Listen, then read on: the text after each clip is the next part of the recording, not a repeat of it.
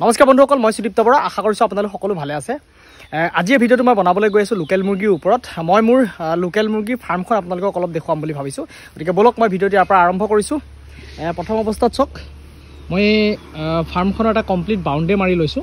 প্ৰায় 2 কঠামান মাটি এটা মই বেৰি লৈছোঁ। আৰু এইখন হ'ল মোৰ মেইন ফাৰ্মলৈ যোৱা যিখন গেট, যাতে ভিতৰৰ মুৰ্গীখিনি বাহিৰ ওলাই আহিব নোৱাৰে। আৰু এইবোৰ মোৰ একদম সম্পূৰ্ণ লোকেল মুৰ্গী। ইয়াত অলপো মোৰ ভেজাল নাই। এইখিনি মোৰ চব বিকিবলগীয়া হৈ আছে। কাৰোবাক যদি সঁচৰ কাৰণে দৰকাৰ হৈ আছে তেতিয়াহ'লে এইখিনি মুৰ্গী মোৰ নিব পাৰিব। ইয়াত ধান খাই আছে বৰ্তমান।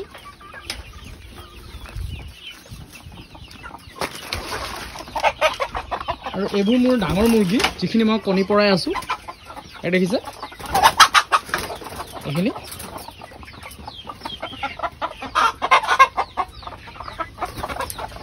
সম্পূৰ্ণ এইটো জাতৰে মই মুৰ্গী পালন কৰি আছোঁ। আজি মুৰ্গীখিনিয়ে অকণমান ভয় খাইছে, কাৰণটো কি জানে? অকণমান কেমেৰা মোবাইল লৈ পেলাই এনেকৈ মানে আহিছোঁ যে কথা কৈ আছোঁ, মোবাইলত কথা কৈ আছোঁ। গতিকে তেহেঁতি ভাবিছে যে কি কৈ আছে ই। গতিকে সেইকাৰণে অলপ মানে ভয় খাইছে আৰু চিঞৰিবলৈ আৰম্ভ কৰিছে। চাওক এনেধৰণে এখন গেট। আৰু এইটো হ'ল মোৰ যিটো মই বেষ্ট বাই বেষ্ট মুৰ্গী পালন কৰি আছোঁ। এইখিনি চাওক, এয়া হ'ল দেখিছে, এইটো মোৰ সম্পূৰ্ণ আমাৰ থলুৱা মুৰ্গী। ইহঁতক বৰ্তমান মই পিস্তাটা দানা দিছোঁ, দেখিছেনে, খাবৰ কাৰণে। আৰু যিহেতু পালনটো ইহঁতক মাক নথকাকৈ কৰা যায়, মই মেচিনৰ যোগেদি মই গোটেই ফাৰ্মখন মই কৰি আছোঁ।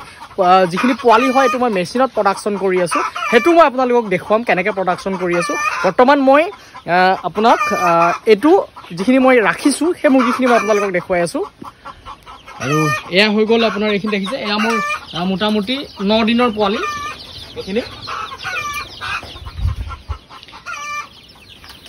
ইয়াত আছে এয়া পোৱালি। ছেকেণ্ড এইটো এটা বেষ্ট হয়। মই বেষ্ট বাই বেষ্ট এনেকৈ ৰাখিছোঁ, চেম্বাৰ বনাই। আৰু এফালেও মোৰ 2টা চেম্বাৰ আছে। এইখিনি চাওক,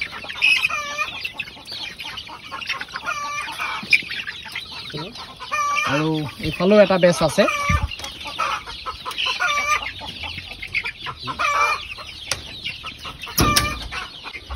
এতিয়া কথাটো হ'ল কি, আপোনালোকে মোক ক'ব পাৰে যে মই কিয় এনেধৰণে মানে আবদ্ধ কৰি পেলাই ৰাখিছোঁ।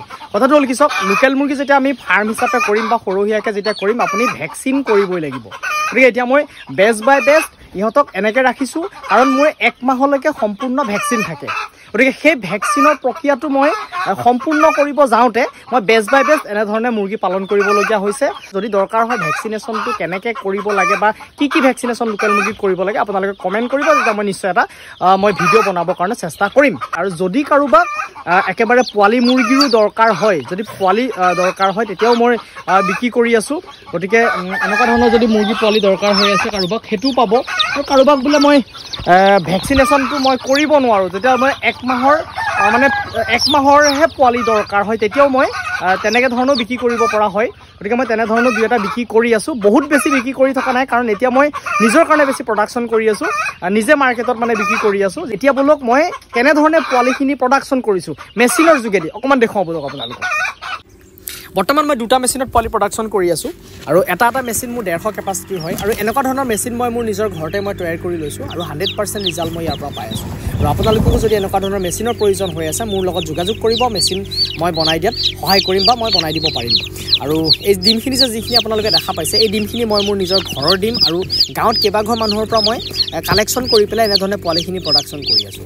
আৰু মেচিন বুলি কোৱাৰ লগে লগে মই এটা কথাত খুব সঘনাই প্ৰশ্নৰ সন্মুখীন হওঁ যে মেচিনত দিবি, গতিকে পোৱালিটো সোনকালে ওলাই যায় নেকি, 2 এদিনতে পোৱালিটো ওলাই যায় নেকি? তেনেকুৱা কথা নহয়।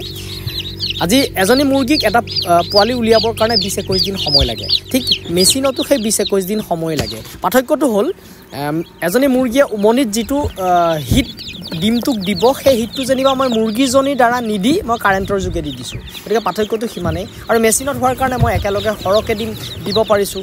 ভেকচিনেশ্যনৰ প্ৰক্ৰিয়াটো খুব ধুনীয়াকৈ মই কৰিব পাৰিছোঁ।